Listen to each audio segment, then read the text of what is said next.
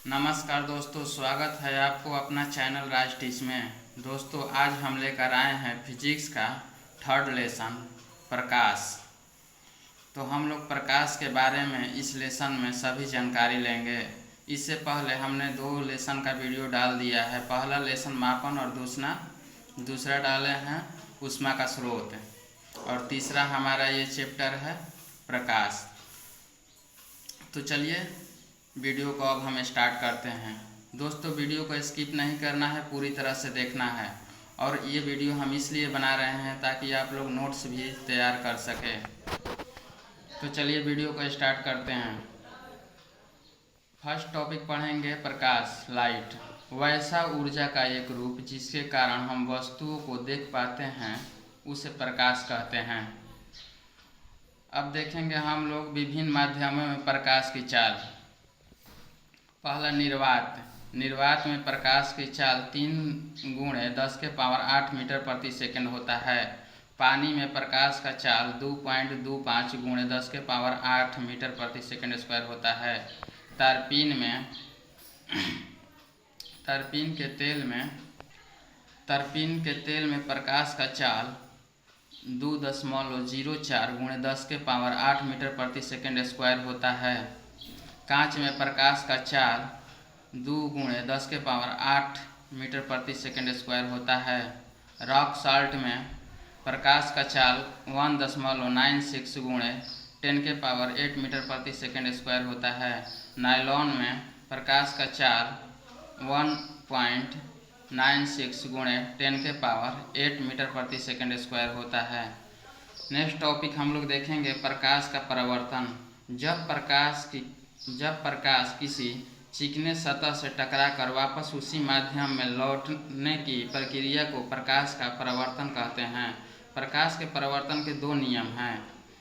पहला नियम, इसका हम लोग फिगर भी बना दिए हैं दोस्तों, इसका फिगर हम नीचे में दे दिए हैं। तो चलिए हम नियम को पढ़ते हैं। पहला नियम, आपतित किरण, परावर्तित किरण और आपतन बिंदु पर अभिलंब तीनों एक ही समतल में होता है। आपतन कोण हमेशा परावर्तन कोण के बराबर होता है। ये फिगर आप लोग जरूर नोट कर लीजिएगा। अगर इधर से आपतित कोण आएगा तो किसी सतह पर टकराकर परावर्तित हो जाएगा, और उन दोनों के बीच जो बनेगा कोण एक आपतन कोण होगा और एक परावर्तन कोण होगा, और बीच में जो डॉट लाइन से दिखाया गया है वही हमारा अभिलंब है। नेक्स्ट हम लोग देखेंगे दर्पण। किसी चिकने पृष्ठ जैसे कांच जिसका एक पृष्ठ परावर्तक हो उसे दर्पण कहते हैं। समतल दर्पण किसे कहते हैं? वैसा दर्पण जिसका परावर्तक सतह समतल हो उसे समतल दर्पण कहते हैं। इसका प्रयोग हम लोग दाढ़ी बनाने में भी करते हैं, या घर में जो आईना होता है जिसमें हम लोग अपना फेस वगैरह देखते हैं उसमें भी समतल दर्पण का ही उपयोग किया जाता है। अब देखेंगे गोलीय दर्पण। गोलीय दर्पण किसे कहते हैं? कांच के किसी खोखले गोले का भाग होता है जिसके एक पृष्ठ पर कलई होती है तथा दूसरा पृष्ठ परावर्तक होता है, उसे हम लोग गोलीय दर्पण कहते हैं। गोलीय दर्पण मुख्यतः दो प्रकार के होते हैं, एक अवतल दर्पण, दूसरा उत्तल दर्पण। अवतल दर्पण का डिफिनेशन देखेंगे। अवतल दर्पण किसे कहते हैं? वैसा दर्पण जिसका परावर्तक सतह बीच में धंसा हो उसे अवतल दर्पण कहते हैं। अवतल दर्पण को अभिसारी दर्पण भी कहते हैं, क्योंकि यह सूर्य की आने वाली किरण को अपने ओर अभिसरित करता है। नेक्स्ट देखेंगे हम लोग दर्पण में वस्तु की स्थिति, प्रतिबिंब की स्थिति और प्रतिबिंब की आकार। तो अगर वस्तु अनंत पर हो तो उसका प्रतिबिंब फोकस में पर बनेगा, फोकस तल में बनेगा, और वह उसका आकार वास्तविक उल्टा और वस्तु से छोटा होगा। सेकंड नंबर, अनंत और वक्रता केंद्र के बीच अगर वस्तु रहेगा तो उसका प्रतिबिंब फोकस तथा वक्रता केंद्र के बीच बनेगा, और यह प्रतिबिंब वास्तविक उल्टा एवं छोटा होगा। तीसरा, वक्रता केंद्र पर रहेगा वस्तु तो उसका प्रतिबिंब वक्रता केंद्र पर ही बनेगा, और यह प्रतिबिंब वास्तविक उल्टा तथा वस्तु से छोटा बनेगा। नेक्स्ट देखेंगे वक्रता केंद्र तथा फोकस के बीच अगर वस्तु रहेगा तो उसका प्रतिबिंब वक्रता केंद्र तथा अनंत के बीच बनेगा और इसका आकार वास्तविक, उल्टा तथा वस्तु से बड़ा होगा। यदि वस्तु नेक्स्ट देखेंगे फोकस पर रहेगा तो उसका प्रतिबिंब अनंत पर बनेगा और इसका आकार वास्तविक, उल्टा तथा वस्तु से बड़ा होगा। अगर वस्तु मुख्य, फोकस तथा ध्रुव के बीच रहेगा तो इसका प्रतिबिंब दर्पण के पीछे अनंत तथा ध्रुव के बीच बनेगा। अनंत मतलब इन्फिनिटी पॉइंट। और इसका आकार आभासी, सीधा तथा वस्तु से बड़ा होगा। अब देखेंगे हम लोग कि अवतल दर्पण का उपयोग किया कहाँ जाता है। तो फर्स्ट देखेंगे अवतल दर्पण का उपयोग डॉक्टरों द्वारा आँख, कान, नाक, गला इत्यादि जांच करने में होता है।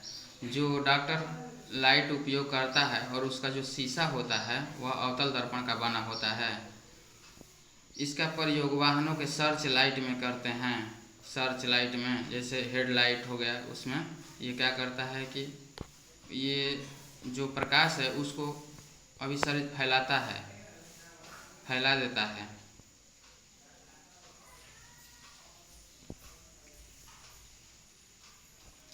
नेक्स्ट हम लोग देखेंगे उत्तल दर्पण।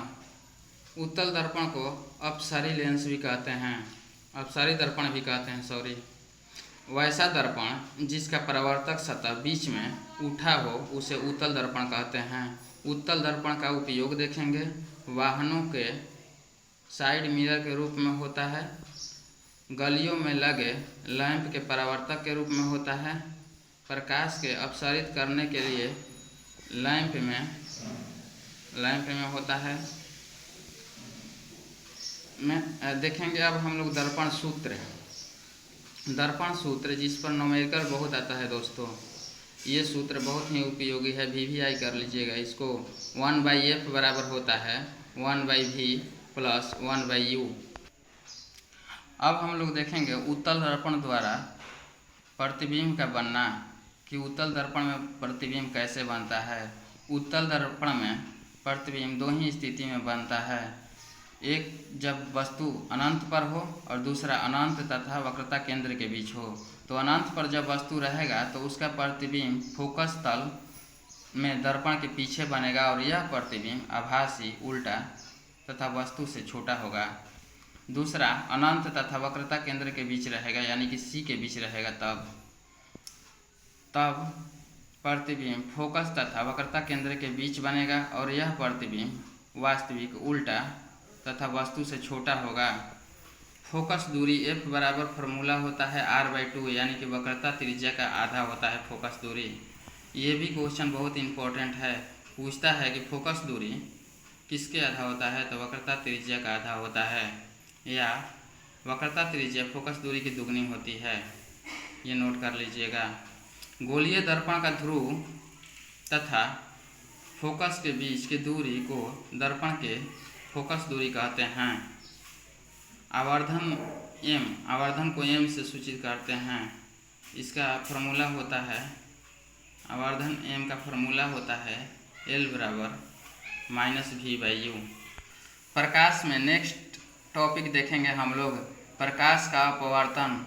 प्रकाश के एक पारदर्शी माध्यम से दूसरे पारदर्शी माध्यम में प्रवेश करने पर अपने मार्ग से विचलित होने की घटना को ही प्रकाश का अपवर्तन कहते हैं। प्रकाश के अपवर्तन के नियम अब देखेंगे। पहला, इसमें भी दो नियम हैं। पहला नियम, आपतित किरण, अपवर्तित किरण तथा आपतन बिंदु पर डाला गया विलंब तीनों एक ही तल में होता है। और दूसरा नियम को, प्रकाश का अपवर्तन के दूसरे नियम को स्नेल का नियम भी कहते हैं। तो चलिए स्नेल के नियम को जानते हैं। इन्हीं दो माध्यमों के लिए आपतन कोण की जाया तथा अपवर्तन कोण की जाया का अनुपात एक नियतांक होता है, अर्थात sin I बराबर sin R। यह एक नियतांक है। ये तो बता दिए हैं कि आपको स्नेल का नियम भी इसे कहा जाता है। प्रकाश के अपवर्तन के सेकंड नियम को स्नेल का नियम भी कहा जाता है। आयताकार कांच के गुट्ठे से अपवर्तन। देखिए, जब आयताकार कोई कांच का सिल्ली हो और उससे अपवर्तन किया जाएगा तो क्या होगा। जब प्रकाश की किरण किसी कांच के सिल्ली में प्रवेश करती है तो वह अभिलंब की ओर मुड़ जाती है तथा जब वह सिल्ली से बाहर निकलती है तो अभिलंब से दूर भागती है। ये है फिगर इसका। देखिए, जब आपतित किरण अंदर प्रवेश कर रही है कांच की सिल्ली के तो वह अभिलंब की ओर मुड़ जा रही है और जैसे ही बाहर निकल रही है वह दूर भाग रही है। अब हम लोग देखेंगे प्रकाश के अपवर्तन के उदाहरण। तो चलिए सभी उदाहरण को बारी बारी से अध्ययन करते हैं। पहला है, इसी के कारण डूबी हुई पेंसिल टूटी हुई प्रतीत होती है। दूसरा, इसी के कारण अर्थात प्रकाश के अपवर्तन के कारण ही तारे टिमटिमाते प्रतीत होते हैं। सूर्योदय और सूर्यास्त के बाद भी सूर्य दिखाई पड़ता है, ये प्रकाश का अपवर्तन के कारण ही होता है। नोट, आपतित किरण तथा निर्गत किरण के बीच अभिलंब दूरी को पार्श्व विस्थापन कहा जाता है। ये 3 उदाहरण जरूर आप लोग याद रखिएगा, इससे क्वेश्चन बहुत पूछता है एग्जाम में। पेंसिल डूबी हुई क्वेश्चन पूछता है कि पेंसिल डूबी हुई पेंसिल टूटी हुई प्रतीत होती है क्यों। तो प्रकाश के अपवर्तन के कारण। तारे टिमटिमाते हैं प्रकाश के अपवर्तन के कारण। और सूर्योदय और सूर्यास्त के बाद जो सूर्य दिखाई देता है क्यों दिखाई देता है, तो ये भी प्रकाश के अपवर्तन के कारण। नेक्स्ट टॉपिक हम लोग देखेंगे क्रांति कोण। जब कोई प्रकाश किसी सघन माध्यम से विरल माध्यम में जाती है तो अपवर्तन कोण R का मान आपतन कोण I से अधिक होता है। अब यदि आपतन कोण के मान धीरे धीरे बढ़ाते जाए तो आपतन कोण के एक विशेष मान के लिए अपवर्तन कोण का मान 90 डिग्री हो जाता है। आपतन कोण के मान को क्रांति कोण कहते हैं। ये फिगर है, ये भी नोट कर लीजिएगा। नेक्स्ट हम लोग देखेंगे पूर्ण आंतरिक परिवर्तन। प्रकाश की किरणें सघन माध्यम से विरल माध्यम में जाने पर यदि आपतन कोण का मान क्रांतिक कोण से अधिक कर दिया जाए तो प्रकाश की किरण दोनों माध्यमों को अलग करने वाले पृष्ठ से पूर्ण रूप से परावर्तित होकर उसी माध्यम में वापस लौट जाती है। इस घटना को प्रकाश का पूर्ण आंतरिक परिवर्तन कहते हैं। यहाँ पर फिगर आप लोग नोट कर लीजिएगा। नोट्स बनाते समय आप लोग इसका नोट्स जरूर बनाइएगा और एक बार पढ़िएगा जरूर दोस्तों। फिगर में सघन माध्यम विरल माध्यम दिखा गया है। प्रकाश के पूर्ण आंतरिक परिवर्तन के 2 प्रतिबंध आवश्यक है। पहला प्रतिबंध हम लोग देखेंगे दोस्तों। पहला प्रतिबंध, प्रकाश सघन माध्यम से विरल माध्यम में जाना चाहिए। और दूसरा, आपतन कोण का मान क्रांतिक कोण के मान से अधिक होना चाहिए। नेक्स्ट हम लोग देखेंगे पूर्ण आंतरिक परिवर्तन के दैनिक जीवन में प्रयोग कहाँ कहाँ है। तो पहला, कांच की पड़ी दरार का चमकना। अगर कांच पर दरार जो पड़ जाता है वो चमकता है तो पूर्ण आंतरिक परिवर्तन के कारण ही चमकता है। हीरे का चमकदार दिखाई पड़ना। तीसरा, जल की परख नली का चमकीला दिखाई देना। चौथा, पेपर वेट में वायु के बुलबुले का चमकना। रेगिस्तान में मरीचिका दिखाई देना। रेगिस्तान में मरीचिका पूर्ण आंतरिक परिवर्तन के कारण ही दिखाई देता है। अब हम लोग नेक्स्ट टॉपिक देखेंगे लेंस। ये टॉपिक एग्जाम की दृष्टि से बहुत ही महत्वपूर्ण है दोस्तों। तो चलिए अब हम लोग लेंस के बारे में बारी बारी से जानकारी लेंगे। यह पारदर्शक पदार्थ का बना हुआ वह टुकड़ा है जो 2 निश्चित ज्यामितीय सतहों से घिरा होता है। लेंस का डिफिनेशन क्या हो जाएगा। यह परावर्तक पदार्थ का वह टुकड़ा है जो निश्चित ज्यामितीय सतहों से घिरा होता है। यह निम्न 2 प्रकार का होता है। लेंस 2 प्रकार का, लेंस भी 2 प्रकार का होता है, उत्तल लेंस और अवतल लेंस। उत्तल लेंस को अभिसारी लेंस भी कहते हैं क्योंकि यह प्रकाश की किरणों को अभिसारित करता है, आप लोग को बताए हैं। वैसा लेंस जिसका किनारे की अपेक्षा बीच का भाग मोटा हो उसे उत्तल लेंस कहते हैं। अवतल लेंस वैसा लेंस जिसका किनारे का भाग मध्य के भाग अपेक्षा मोटा हो।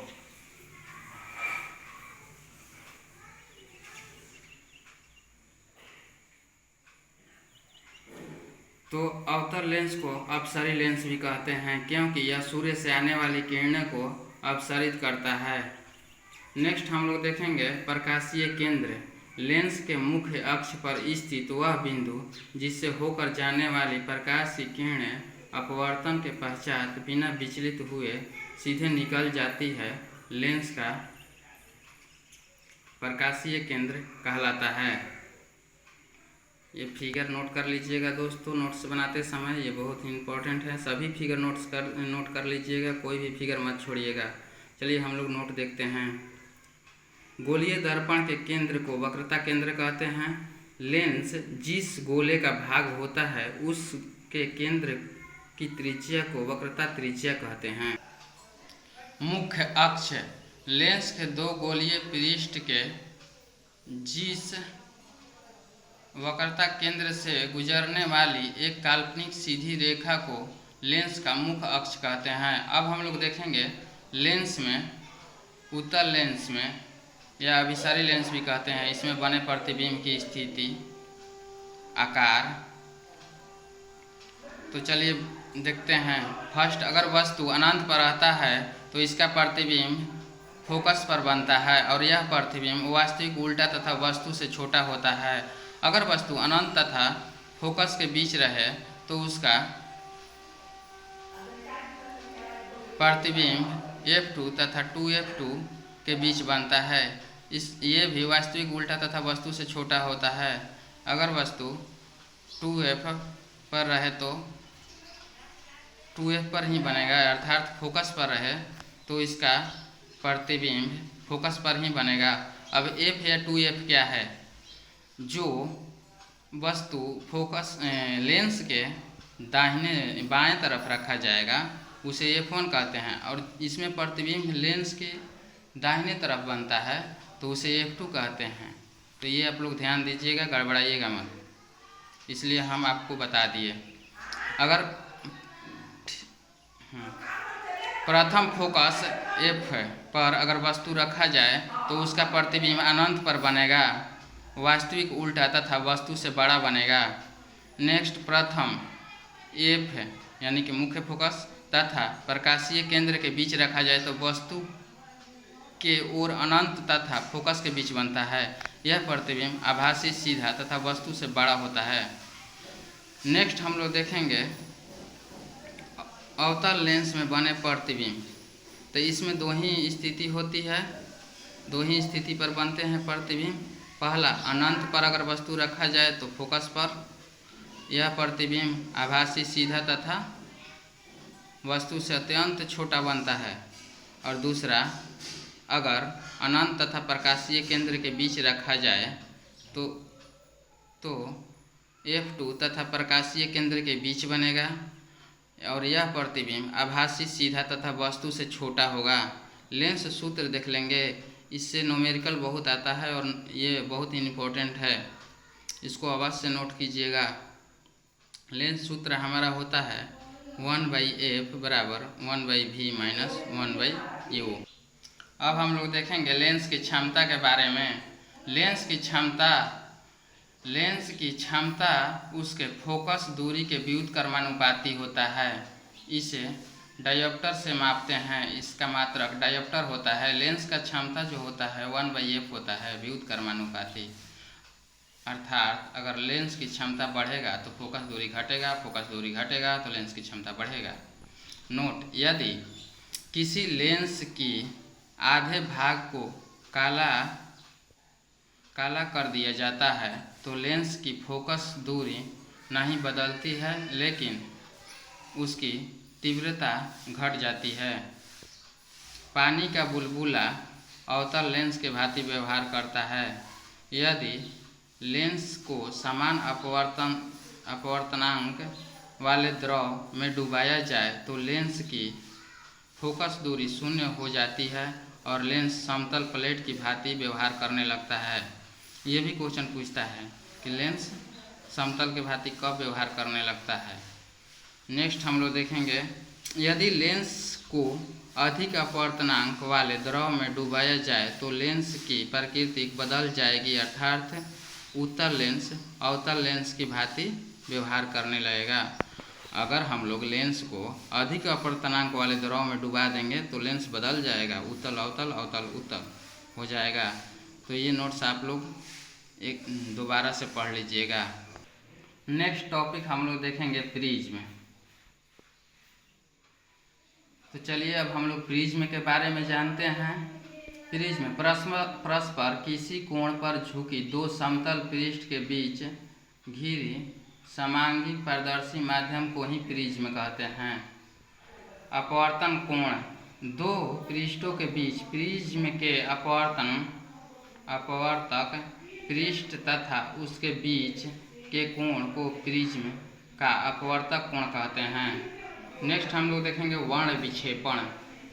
वर्ण विक्षेपण किसे कहते हैं? जब किसी प्रिज्म पर श्वेत प्रकाश डाला जाता है तो वह अपने घटक रंगों में प्रकाश के क्रम में विभक्त हो जाता है। यह घटना प्रकाश का वर्ण विक्षेपण कहते हैं। नेक्स्ट हम लोग देखेंगे इंद्रधनुष।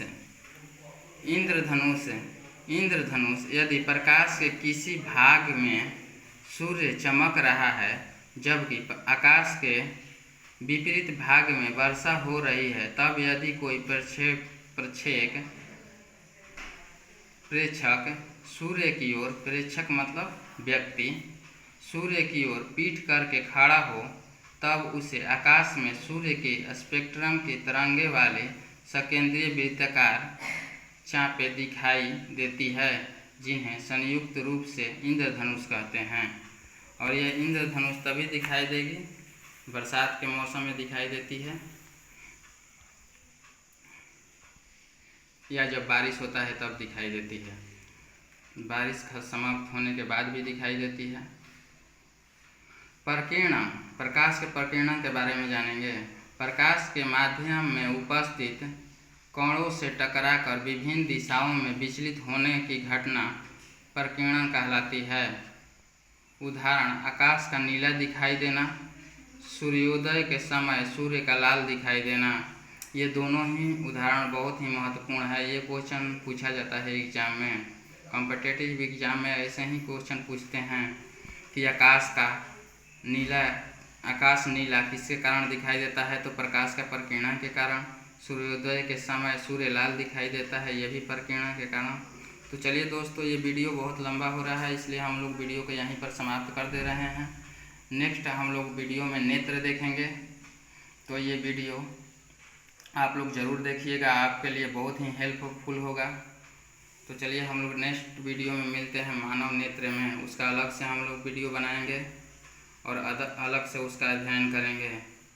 तो धन्यवाद दोस्तों, आपको ये मेरा वीडियो देखने के लिए। और अगर वीडियो आपको अच्छी लगे, हेल्पफुल लगे, तो आप वीडियो को ज़रूर सब्सक्राइब कीजिएगा, ताकि हम जब नेक्स्ट वीडियो लेकर आएँ तो आपको उसका लाभ मिल सके। धन्यवाद दोस्तों।